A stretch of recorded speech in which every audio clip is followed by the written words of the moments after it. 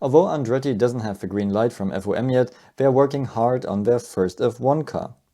Now, a first picture of their wind tunnel model in Toyota's wind tunnel in Cologne surfaced with a few interesting features. We have to keep in mind here that if they publish a picture of their wind tunnel model, it's mainly to show their commitment, and this will be an old model, while the current model can look very different. But anyway, we can see the approach that Andretti's team is taking in creating their first F1 car.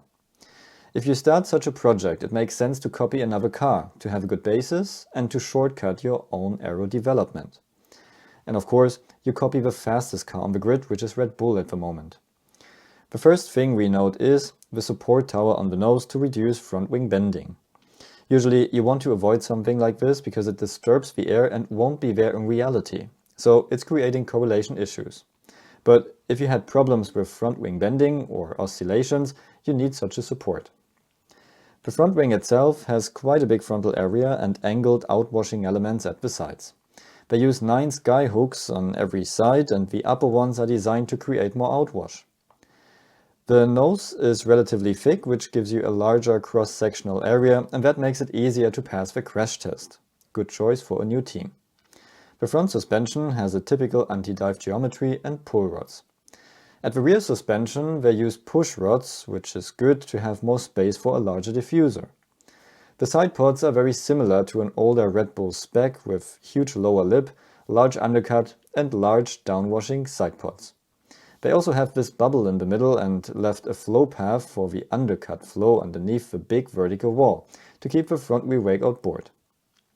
Their mirrors use the drag reducing furniture around, and the rearward support is a vane to increase outwash.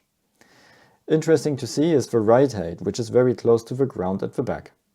Of course, you get more downforce with that in CFD and wind tunnel, but there's also a risk of bouncing, which you won't see before.